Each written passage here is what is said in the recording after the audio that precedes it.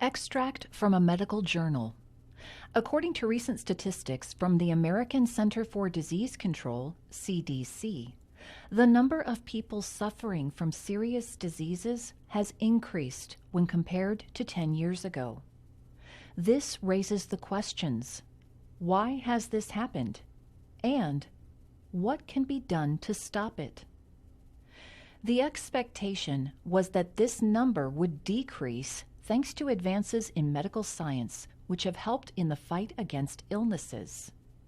Anemia, for example, is now a treatable disorder, but this alone is not enough to get rid of the larger problem of heart disease, which now affects over 26.5 million people in America and is largely caused by poor diet.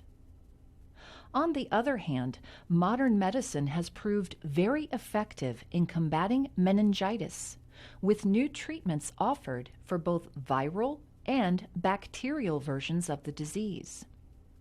Polio, which was one of the major concerns of the last century, is close to being eradicated with only a few outbreaks in certain parts of the developing world.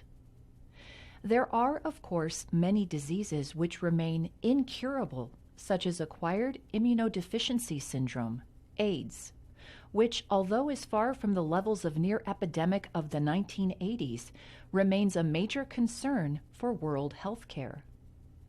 Modern medicine has developed a way to treat for AIDS, but has yet to find a cure.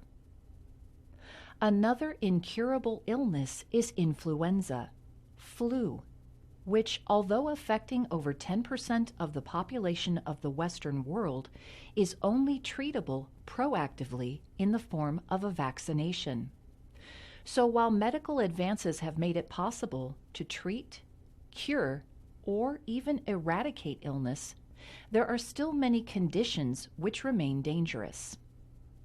When thinking about why the number of people suffering from serious diseases is so high, you have to look both at the current state of medical knowledge and also trends in patients' lifestyles.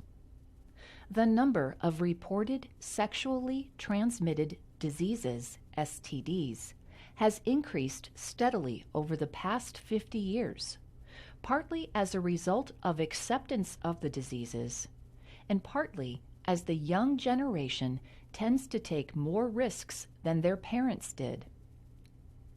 Chlamydia is a good example of this.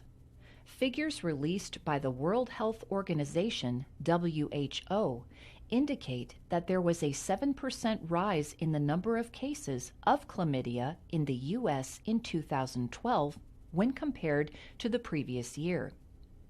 The increase was highest among teens, who may not even realize that they have an infectious disease, or are too embarrassed to report it straight away, which may in turn lead to infertility.